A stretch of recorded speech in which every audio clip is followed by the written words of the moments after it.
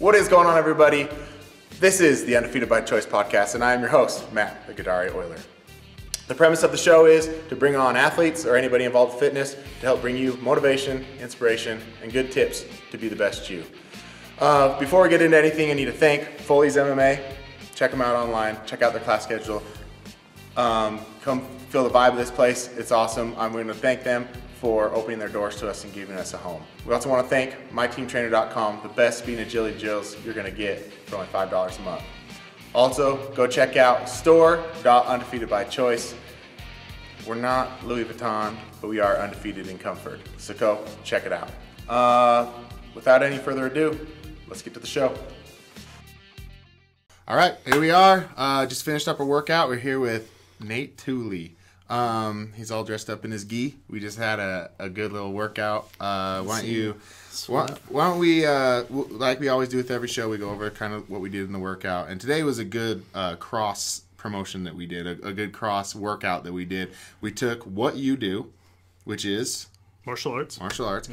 And we took what I do, which is fitness and more of the training side of athletes. And so I did a lot of talking about explaining why we did this particular workout. But why don't you go ahead and explain to everybody the type of workout, what we did. So we took a lot of the techniques based upon learning self-defense, some of the basics within kicks, punches, and then did a lot of repetition. Got the heart rate up, being able to continue to put some power into it, some thunder. Yeah, the lightning and thunder. Lightning, thunder. Reminds me of Sean William Scott. That you just ruined it. I gotta have a whole new name for it now. No. Dude, he's amazing. Stifler can't be my motivation. No, but just the repetition coming from knowing. We teach a lot of that as well is not only knowing how to do it, but being able to do the repetition and then being able to do it at a quick pace as well as keeping that form. And what a great workout! So yeah, when you're talking about self-defense, what I was saying is, when you're doing self-defense, you're in it, and it's got to happen quick. And so being able to have your technique on hand, ready to go quick, is something you're not going to have time to. You might not always have time to set up the perfect kick if you're self-defense, and you may need to throw 3 or 4 kicks. Yeah, hold on, wait up. Okay, my range is here. You don't have that when you're it's a self-defense. Hold the knife in the other hand, yeah, exactly, and then come at me. Yeah, it's not practical. So what I do, and I do this with my athletes. Say if I was doing footwork drills with somebody, I would have them do it just over and over and over again at a fast pace. And try to keep that technique down, because when you're in those situations, you need to be able to go to autopilot. And if you can go to autopilot, then you can sail through, and it's going to make things a lot easier. So, like with a lot of my athletes, I like to teach them something new, but I also like to take what they're doing and just amplify that. And so with you're a good kicker. What you do is kick. What your art form is a high percentage of kicking. So let's take your kicks. Let's do that. And let's get some good drills going. So, but then to get the fitness part of it, I was like, just do it as fast as you can. It's surprising how I do this every day, but not as long as I probably should be, but not necessarily in that format. So when you're doing nonstop kicking for 1 minute to 2 minutes, you're really surprised how quickly your form goes, as well as how tired you get. Yeah. So I was trying to focus near the end, keeping that back leg bent, keeping the hands up. I found myself getting winded really easily, and I'm not in the best of shape, but doing these martial arts, you don't necessarily need to be always in the tip-top shape. You want to be able to learn how to do these things, but the repetition factor. But man, this just kicking up a notch was amazing. So thank you for that. And one thing it's so important to point out is that even as tired as you were when we were calling out the thunder shots, they still were hard shots because of the technique. You didn't have to have all the energy in the world to throw, because everyone, how many people gas out of fights because they try to throw as hard as they can. And the thing is you were throwing hard, but because of your technique, no matter how tired you were, you still had that power behind your shot. And that goes to show the importance of technique, of actually practicing technique, taking the time to get your technique perfect, so that when you're in those those moments of being tired, you still can have power. And that, for any fighter, anybody who gets into fighting, they realize usually in their first fight, like, oh, I don't have to throw everything I have behind every single shot. Actually, if I just throw a good technique, it'll be the same as having the power. So I like that. Absolutely. So that's I think that's enough of the explaining the workout. I don't like to spend too much time talking about that because we talk about it every week. So let's talk about what you're doing, man. You're doing something pretty cool. I got your information through my producer, the man behind it all, the myth, the legend, the man taking a bow right now, Nicholas Perez, Dapper Deadpool. Raise the roof. He got me in touch with you, said, hey, I got this friend who's doing something really cool. And so I'm going to let you run with it. Why don't you go ahead and explain to everybody what you're doing? So we're doing two different things, really. I've been a martial artist now for 26 years, and I absolutely love the institution of martial arts studios. However, in this day and age, I'm running into more and more people that are professionals or they're teens, and they don't want to go to a studio because they have the anxiety of going to a big classroom, and it's intimidating. We see Karate Kid, and we've seen all the movies, right, that, these karate studios are intimidating. Yeah. In fact, the resurgence of the Karate Kid thing's pretty funny, too. On YouTube, I haven't checked it out, but... it's fun. I've seen that, yeah, but yeah, the whole studio thing was like the base of the show. The studio was set and they didn't even want him in it. No, they don't. It was intimidating. You had to be a certain way. A lot of professionals want to go, and they're busy. People that have families, most karate studios have one time for your belt ranking in that day, and you can only go once or twice a week unless you want to spend a lot of money. So it's expensive. So what we're developing is an online distribution of videos you can stream on your phone, on your laptop, any streaming device for a minimal fee that will go through techniques and katas and be able to learn at home by yourself or with your family, with your kids. And a lot of that, we've just basically named it At-Home Self-Defense right now, and we have a Kickstarter going right now. We're going to be launching on July 1st the streaming service for minimally $20 a month, and that anyone can use it with your login and have your family do it together. Yeah.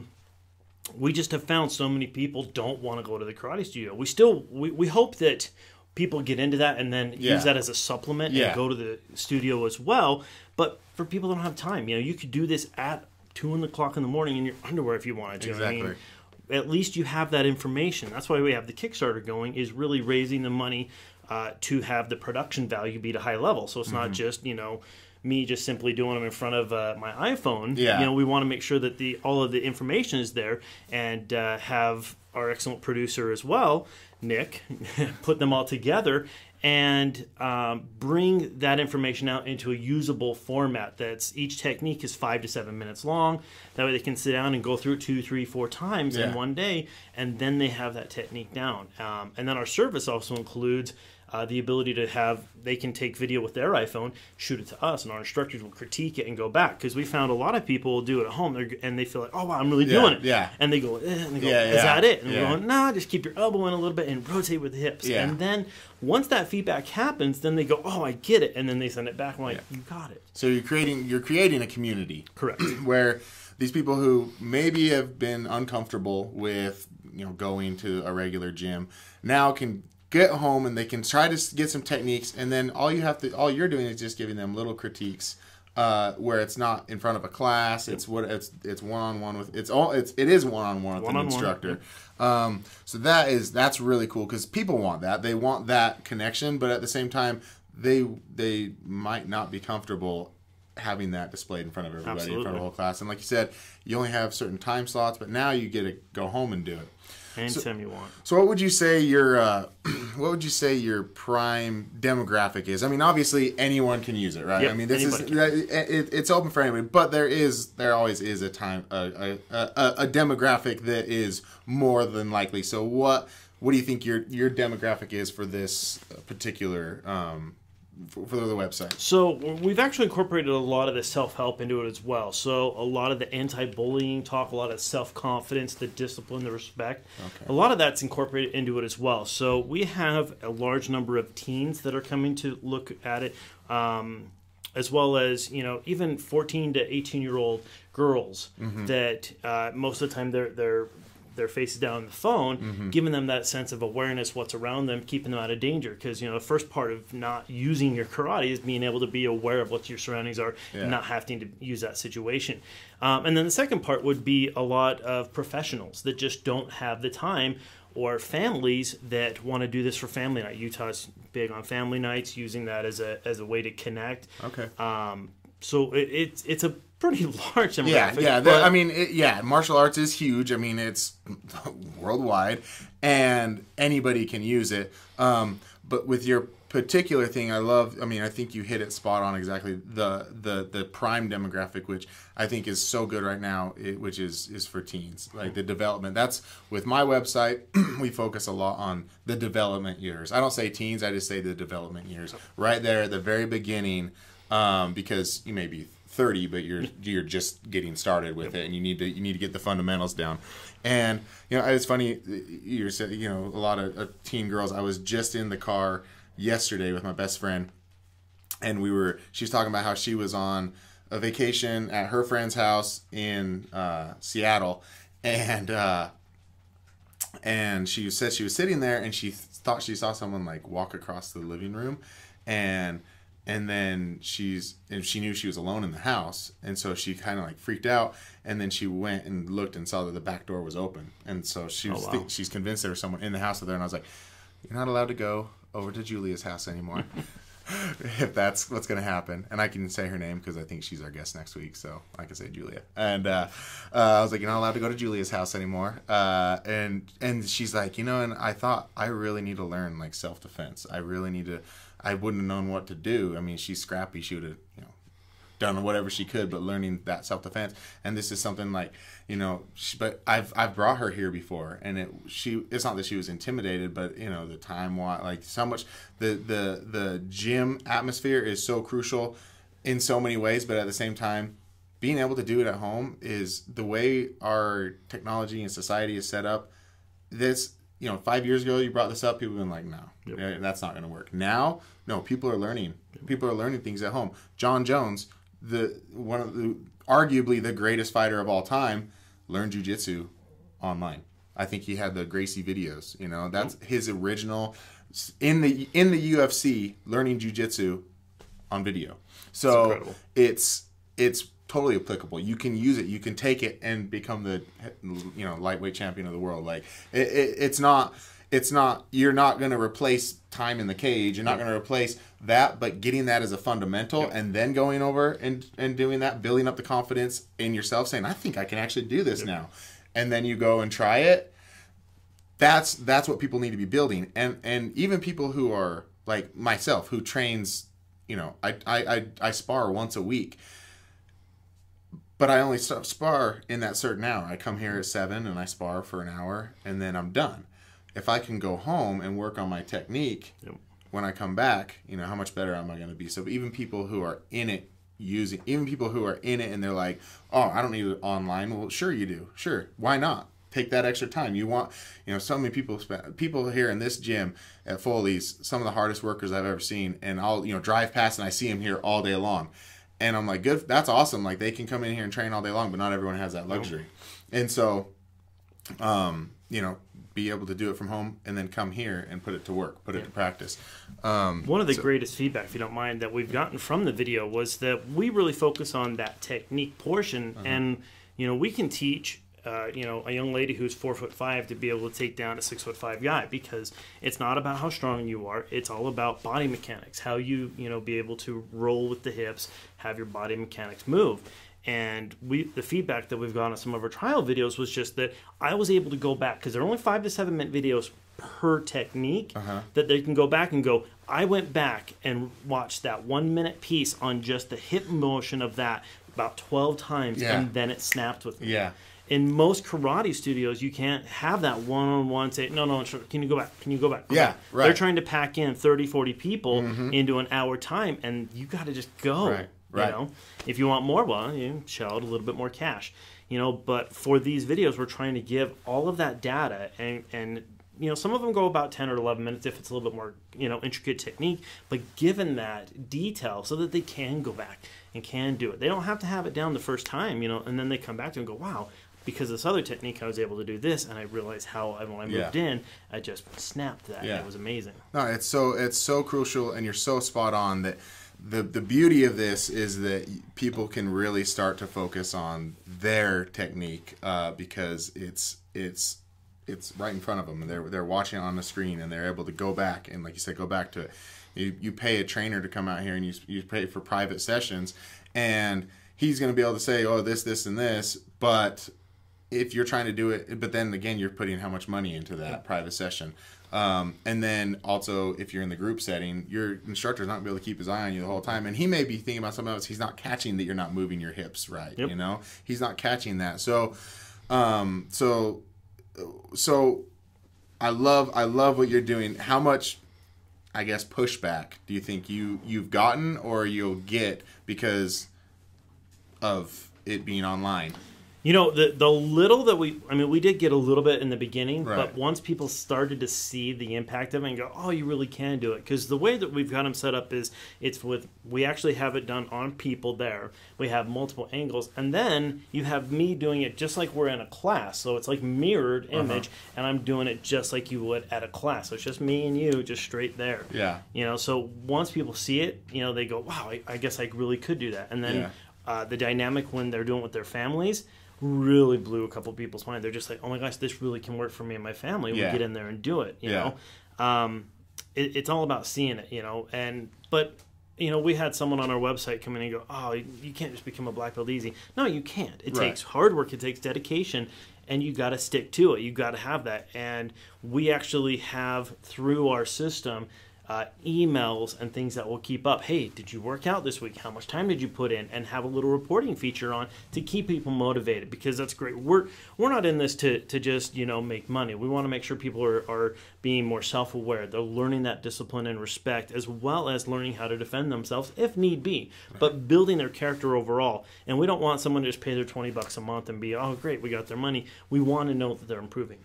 We want to know that they're taking this to the next level, and how can we help them? And in that, for belt exams, we do actual belt exams for individuals through Skype. So you have us live, and because we are the company we are, we'll do those at 2, 3, 4 o'clock in the morning too. So we'll schedule those at night, 24/7, so that they have that one-on-one time. Great, you want to pass off and earn your yellow belt? Let's do it. And I will send you your yellow belt. Yeah, I don't think people understand how big of a benefit that is, because we're just so set on our mindset of dojos and gyms and all that. But there's so much. I mean, if you were to schedule an appointment to whatever, come here, take your belt or do your belt test. You know, you're having to schedule all this stuff, and you're having to get your instructor here, and you've paid to come to the gym and all this. There's so much involved.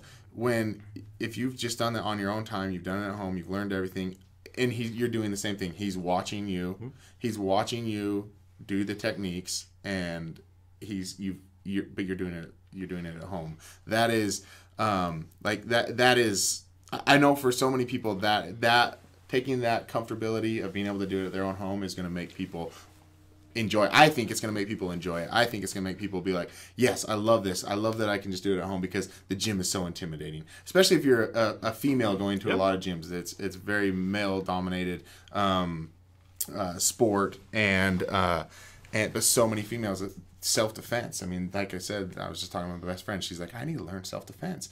And coming to a gym can be scary. So now the fact that they can learn this stuff, and it's actually stuff that's applicable, and stuff that they're actually going to be learning the actual techniques, and it's not just here's some videos, here's this. Like, you guys are actually building a community that they're going to feel comfortable with you as their instructor. So I really love it. I love what you're doing. Thanks. So say that I'm a teenage boy, and Wait, you're not? Let's say my name's Kyle. No, I'm an old man. I'm holding it together. I hear I'm holding it together, but I'm an old man. That's where I wear the hat, so people can't really tell how old I am. Hiding the bald spot. Loud. Yeah. So say I'm a teenage boy, and I got a bully at school. Let's say the bully's name's Justin. Justin's just a real piece of work. We hate Justin so bad, and he's like the bad guy in Karate Kid. You know, he's good at karate. And I'm like, you know what? The only way I'm going to earn his respect is by taking him out at the end of the year at the the karate expedition. So I need to learn karate. Is this a YouTube thing that we're going to do with side by? Maybe if Nick can come up with some sort of graphic or something. Okay, Nick's already coming up with something. I was trying to create a whole narrative so that he could do that. But I didn't know how far I wanted to go with it. I want a picture of Justin. He's got to be a blonde kid. Oh, yeah. I feel, well, it's because he's the bad. I see an animation playing as we're talking. Similar to the bad guy in Karate Kid. Yeah. I don't know why. I don't know why I said the name Justin, though. That's my cousin's name. My cousin's a great guy. But anyways, so say, you know, a kid comes across your website. What is your website, by the way? So we haven't launched the website yet because it's all integrated with the videos. And that'll be July 1st. July 1st. So right now we're on Kickstarter. You can just search At Home Self Defense on Kickstarter and donate. Nick, we're gonna bring the Kickstarter at home. Bring it down like a feather, and then rest it right here. Okay, go ahead. And chop as it well as social media. You chop it in half. All the social media, you know, Twitter, Instagram, Facebook, At Home Self Defense. Just do a search on it. Okay. Right there. Yeah. Okay. That's the best place. You can actually private message me, any of our instructors through those sites as well. So, back to the scenario. Okay. So now you say the site's up and running. Site's up and running. I look up. I want to learn karate to beat Justin up. Your website's the first one to pop up. I click on it. Walk me through from start to finish how I'm going to beat Justin.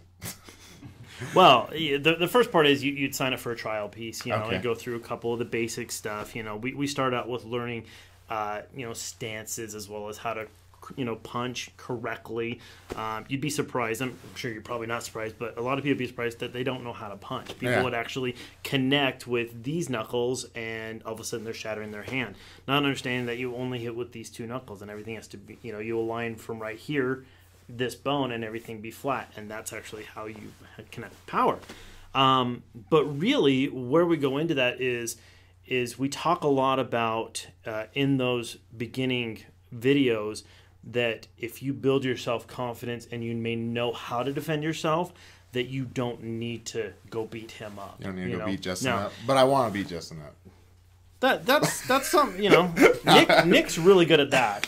But really, you know, what we want to focus on is building that confidence that if we need to use that self-defense, we can. Exactly. Martial arts is that's the whole.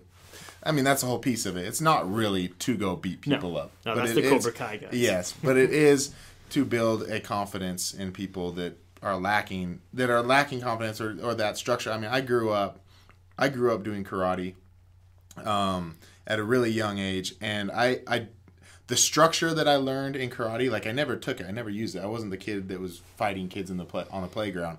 But like the structure I learned, and like the honor was such a big part of it, and like I felt like I was a part of something that is like, okay, well, I know how to do this, but I don't need to use it. Yep. And so I'm joking about the Justin scenario. Because we talk about, you know, I'm actually creating a book that goes along with this as well, talking a little bit about where I came from. I was the very nerdy kid growing up, still am. You know, I like Star Trek. I like Star Wars. Come on. Nothing wrong with that. But I had the big, you know, I have pictures. When we launched, we got it all laid out. We have pictures with me with my big Coke bottle glasses. They were thick. Are you calling me a nerd? What? They were thick. Those aren't Coke bottles. Okay. I was bullied very, very heavily through the end of elementary to middle school to high school. And I started doing karate at 14. And we were so poor and broke. Like, I wanted to do this. I actually cut a deal with the owner. I actually had to clean the karate studio for 3 months. Then I could start taking classes. And I actually kept cleaning. Yeah. And actually, after 6 months, I started teaching. Because I was there every day. I was doing it, you know. I was 14. I had anywhere else to go. So I just immersed my life into it. And even at that, it still took me 3.5 years to become a black belt, doing it 50, 60 hours a week. So people that think that it's easy, it's really not. But if you stay dedicated to it and have that consistency, anybody can do it. But I had a couple kids that just would not, you know, they were relentless. And it was funny because the one time, and I've talked about this with my friend Bo Babka. He also has a lot of stuff online. Bowed Not Broken is his stuff. Give a shout out to him. He's amazing. Yes, he'll put a link there. I think what really was kind of my crowning achievement, knowing that I kind of arrived, was this kid thought he knew I did karate, thought he was badass, and in high school, and just sitting there smiling at him, going, I don't need to do anything to you, you know. And he hit me. He came up, and I'm just sitting smiling in class. He smacked me across the head and hit me in the ear, and I just went like this and just smiled back at him. And he's just like, what are you doing? Yeah. The teacher saw it. He was immediately rushed out, you know. He never bothered me again after that, just because I was confident. Unfortunately, I knew how to take a punch at that point, so he didn't really hurt me. But just knowing the fact that he couldn't hurt me gave me that confidence not to hurt him back and go, this isn't the setting for this. We're in school. I'm sitting in class. The teacher saw exactly what happened. He was the one who immediately, you know, if I would have retaliated, I probably would have gotten expelled with him. Right. Even for defending myself. Right. It's even more harsher now in school. Right.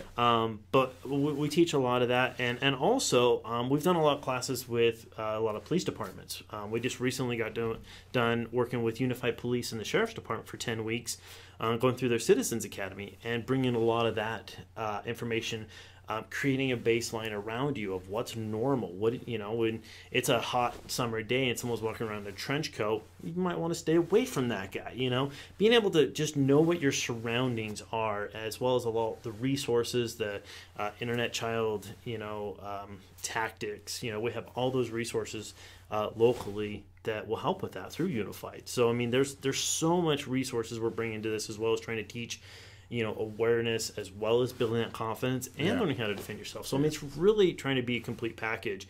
And then we have another side to that. So we have at-home self-defense, and we also have something called professional self-defense seminars, PSDS.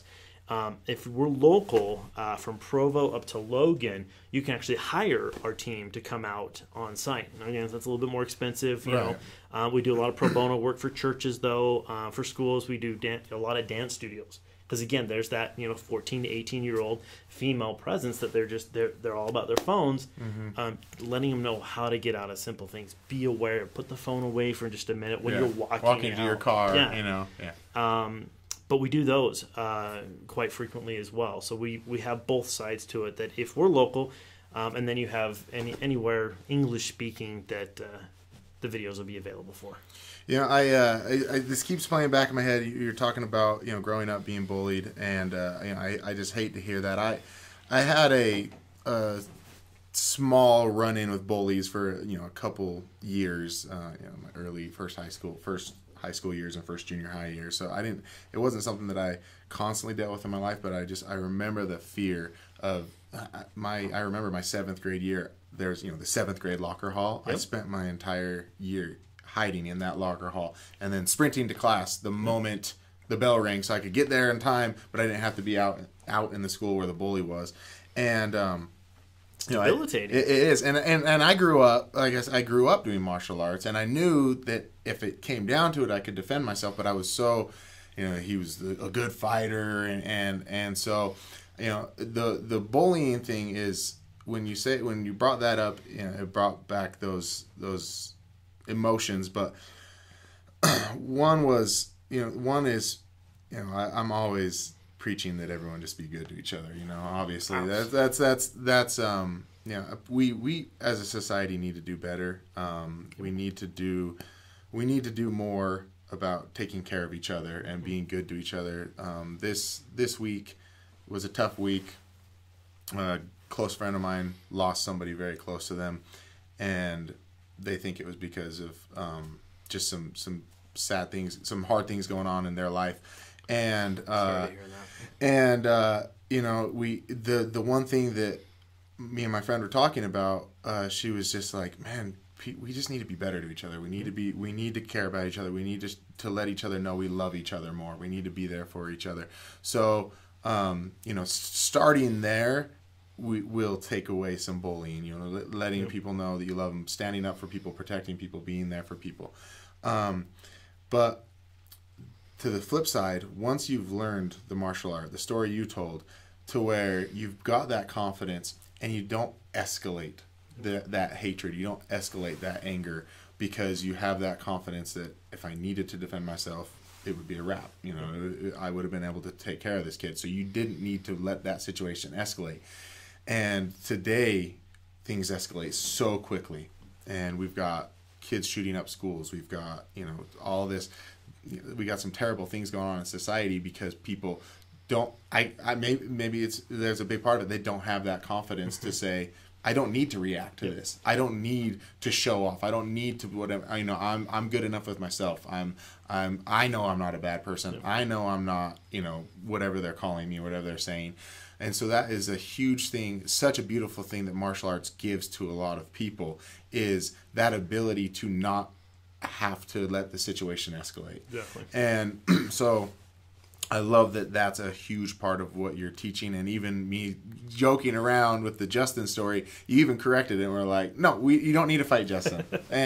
and that speaks a lot to your mentality and the way you approach martial arts, which is the professional, the right way to approach martial arts. So I want to thank you for that. And I just, you know, right when you said that, I was like, man, that was all going through my head. And I was just like, yeah, I remember how hard it was. And people just need to be more kind to each other. So absolutely.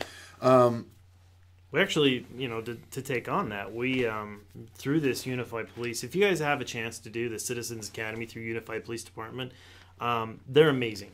I know the police sometimes get, you know, vilified in the media for making split-second decisions, but they actually go through a lot of training in this 10-week course, and actually you get to put yourselves in their shoes, and it's amazing. This last week we did a mock scenario that had live actors and going into a school shooting and how their techniques have changed. You know, 20 years ago it was stop, surround the building. Now their techniques are, if there's one person, they're going in. They are sacrificing themselves to go in towards where the gunfire is coming from. And that's what we did. And we actually, we're not allowed to show the footage, but we actually have the GoPro footage. I shared it with my wife, and she just was amazed and astounded at how real it was. They had kid actors laying on the ground, and how scary that is. But I think you're exactly right, is that, you know, kids and you know, people are feeling like there's no other way out, that they are so down on themselves, and that's exactly what bullies look for. They look for that weakness. They look for something that they can take and tweak and get under your skin. Yeah. And if you can build that up and just say, I know that's not true, say it all you want, it diffuses it and they're going to move on. Right. You know, if you take those tools away from them, then they have nothing to go on. What else are they going to say? Oh, your hair's stupid. Great, cool. Thanks. Yeah. Awesome, appreciate it. See you later, man. Yeah. And the more you do that, the less people follow them too, because people want to fit in. Kids want to fit in. Oh yeah. I have a 10-year-old daughter, and that's, you know, I see it in her. You know, she just wants to fit in with the other kids, no matter how, you know. Oh yes, I don't want to do my homework because none of my friends do. Well, sorry, that's not the right attitude. You know, you won't be playing any video games for the rest of your life. Yeah. But if people just realize that, you know, it's about loving yourself and then extending that care and that love, treating others the way you want to be treated. Yeah. I mean, that's respect. I mean, that's the first thing we do. Is if you're not treating others the way you want to be treated, don't even start this. Don't even do it at all, because you have to have that fundamental base of being able to share that respect and love and trust with others before you can even attempt to try and learn and become disciplined in any type of martial arts. And I think to me it's just always so interesting that you find that confidence and that security in you find that self-love in something like martial arts, because you think it, you see it, and you think violence, you know, whatever, from the outside. Then once you start to get involved with it, you're like, oh, this is so much more than that. And actually, that is the last resort. That is the last part of it, is that you can use it to, whatever, diffuse a situation or protect yourself or whatever. But everything leading up to it is building up a self-confidence in yourself, building up self-worth, building up, you know, all respect, loyalty, and all these other things that almost from the outside look like they're the back burner, but those are the forefront. That's the first thing you're going to see when you start getting involved with martial arts. Well, and that's why when we developed this system, it's very important for us to have those interactions, to have those videos people can send to us, and have live Skype sessions with people. Because I think having the right instructor also makes a difference. As you know, we joke around about the Karate Kid, but you had a sensei who was all about, you destroy, you fight. Yeah. If they feel comfortable with that leader, then they're going to go, wow, this leader cares about me and cares about how I'm developing. That trust will take them so far. Mm-hmm. And I've seen it. I've in the 26 years I've taught, I've probably taught, I don't know, probably about 6,700 students. And I've had some that have come to me years later to say, that you saved my life because I was depressed and I was suicidal in this, and that just goes, wow, I can't believe that. Yeah. I know I had those feelings when I was younger. Not to the point where I hurt myself, but it becomes a part of going, wow, out of these different solutions, that could be a solution because it was getting so bad. So there's always another way. There's always people that, you may think it's the bleakest day, no one cares, but there is someone. There's always more people than you even think, because that depression teaches you that it's a chemical imbalance. It teaches your brain to say, no, when that's not reality. It's putting a mask over it. Mm-hmm. And if we can help in that little way to help bring people out of that, that just makes what we do that much. It brightens our day. It's exactly what we're doing. And what I'm getting from you is a big part of what I think a lot of trainers, coaches, whatever, teachers, that a lot of them have this that the students don't quite understand, is we do this because of how much we love and how much we care about other people and how much we want to give to other people. And so when they feel like they don't have that way out, it's so sad, because I know so many kids that I've trained that I would have done anything for. I would have been there for them at the drop of a hat.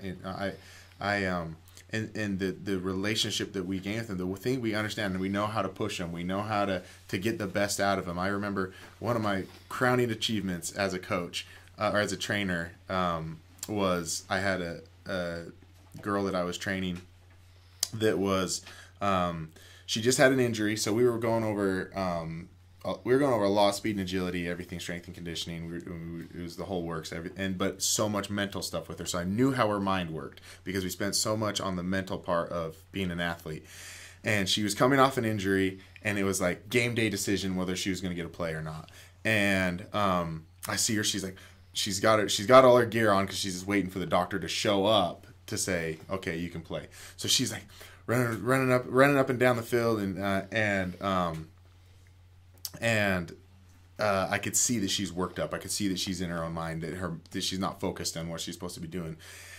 And because I knew her that well and I knew where her mind was, I look and I see the doctor go up and I see him shake his head yes. I see her doing some shoulder stuff and he shakes his head yes. And then I see her, she's just like, and she's like, forgetting her water bottle here, her helmet's here, everything. And so finally I was like, I can't do this. I can't. So I go and I jump over the railing, I run onto the field, and I go and I grab her and I said, slow your mind down. Think about what you're doing. You're not doing this for anybody else. You're not doing this to impress the coaches. You're not doing this to impress the crowd. You're doing this for you. So do this for you. Do it right. And she looks at me. She's like, okay, all right. And she goes out onto the field and she gets the ball. The first time she touches the ball, she breaks for a 30-yard touchdown. And I was like, sensei. No, a little pat on the back. It was one of those things where I was so happy that I had spent so much time working with her, getting to know who she was as a person, that I could go in that moment and know what she was thinking, and be able to slow her down and get her in the right spot for that. That I was just like, this is why I do it. This is why I do it, is for those moments, to be able to see them excel, to be able to see them do what they want to do, because I know she wants to be the best player on the field at all times, and she puts in the work for it. And so when I was able to see her accomplish that in just that moment, I'm like, this is exactly why we do it. And so many trainers out there, so many coaches and everything need to start getting on the same page as far as embracing that we're here for them. We're not here to win championships. We're not here to, if you're a coach and your goal is to win the championship, you don't care about your players. No. You want your players to win the championship because it's important to them. You want to push them so that they can experience that. Yep. I don't get to go home with the trophy. I don't get to put it anywhere. It's to them. It's to the team. And so I see a lot of trainers and coaches and teachers kind of backstabbing each other. Oh, that guy doesn't know what he's doing. That guy doesn't. I think everyone has something to offer. Yep. And the more that we embrace each other and say, this is, I have a small technique I can teach them that's going to take them to the next level. So let me teach that to them and then take this. So with what you're doing, you're not taking people out of the gym. You're not saying, don't come to the gym, just learn it online. You're saying this is another part of something you want to accomplish. Yep. And this is another way to help what you want to accomplish. And that it speaks volumes as to who you are as a person and the type of training the type of effort you put into your training for anybody who's trying to learn this. So, thank you. Appreciate it. I want to, thank you for coming on the show. We got to do the triple threat throwdown. I did not want to forget. Got the graphic up, and he gives me the sign. Just so everyone knows, I'm going to start just messing with Nick with all this because he has to watch all of this over again. And it's so boring for him. So I'm going to give him something like if you put the triple threat throwdown symbol up, and then I'm going to punch it right there. That better have exploded. When I punched, it better have exploded. Okay. If it doesn't, Nick did not do his job because I have to. I'm just trying to give him. I'm trying to give him something to do. So first question of the triple threat throwdown will actually be the same question that I asked the first guest last week because of your martial arts background. If you could fight anybody, alive, living, dead, or fictional, who would it be? Man, if I could fight anyone fictional, being a huge Marvel fan, I wouldn't mind going up against Captain America, but all time, I'd Cap? Heck yeah! I take back everything I just said about you as a person. You want to take down the? No. I want to spar with you. You want to spar with this? Okay, all right. No, I think it would have been awesome to train and work out with Bruce Lee. Oh, yeah. Okay. Yes. Yeah. Ultimate professional, of everything. I mean, it was amazing. I was going to make a comparison.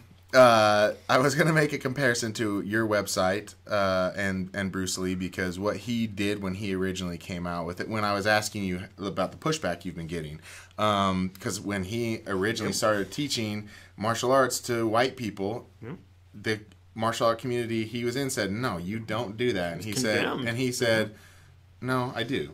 And again, you teaching online martial arts, you're going to have a large group of people saying you can't learn martial arts online, and you're saying no, you can. So you're in good company. Second question on the triple threat throwdown is, if you became president of the universe and you had to outlaw one food, what would it be? Outlaw one food? Just basically, what do you hate? Like, basically, what would you get rid of if you could get rid of something? That's funny. What's terrible? Oh, man, terrible.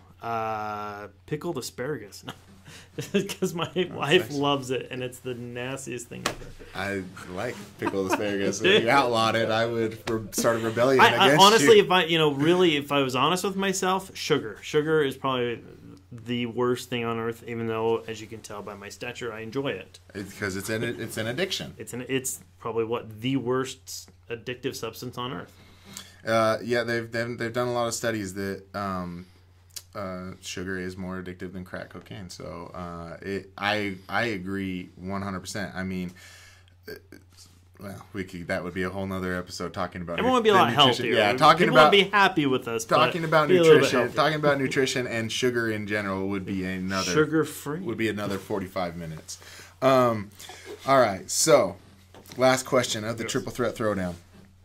If I were to go to your house right now and walk into your library, because I'm assuming you're a man with a library, which book would be the most worn out? Probably a book called What to Say When You Talk to Yourself. A book that I read when I was 16, and it stuck with me, and I tell everyone to read it. It's literally about the psychology of how your brain works, and then what you put into your brain, you get out. It talks a lot of about 75% of all illness is actually self-induced, because we say, oh, I don't want to do something, or I don't feel very good, and your body doesn't know right and wrong. Your mind says, okay, you want to feel that way, how do we make that happen? So what to say when you talk to yourself, I think Shad Helmstetter is the author of it. I've read that book probably, I don't know, I really want to check that out, because I am a very big advocate in self-talk, and exactly what you just said. How many people say, I can't lose weight. No matter what I do, I can't lose weight. Well, your mind is literally telling your body, whatever I do, I can't lose weight, and your body's responding and listens. And I used to mention this, I'll probably end up mentioning this every episode, but I used to weigh 280 pounds, and I lost 100 pounds in 5 months because I never allowed myself to say, I never hit that plateau. Everyone's like, oh, I'm so worried about the plateau. I was like, I'm not going to hit a plateau. No. And I never did. I never got to a point where I just stopped losing. I just, for that 100 pounds, I just kept losing because I believe I self-talked myself into it. I didn't allow my body to have an excuse to hold on to weight or anything. And so I really would be interested in that book, and I'm glad you brought that up, because I think that's so important, is just the words that you say to yourself. Yep. Just people. That's all I tell my kids is it's simple. It's if what you tell yourself, and your mind doesn't know right and wrong. It knows what you tell it. Mm-hmm. So when we talk about, oh, I can't study, or I can't, well, you're already telling yourself you can't do it. You know. They get tired of me talking about it, but it's good. And as a parent, that's what we I all the time. My daughter's 2, and I have been surprised how many times I've said, "Don't say that. Don't talk like that in front of her. I don't want her to hear that." And they're like, "She's 2. She doesn't know." And I'm like, "No, you're not. I'm not going to let her have excuses not to be able to accomplish something in her life. I'm not going to allow that. If that happens, that will be her choice later in life, but I'm going to give her every opportunity for success." So, it's what what we do as parents, and it's our responsibility to do that. So, again, you're on the right point, and I'm glad that you were able to make it out today.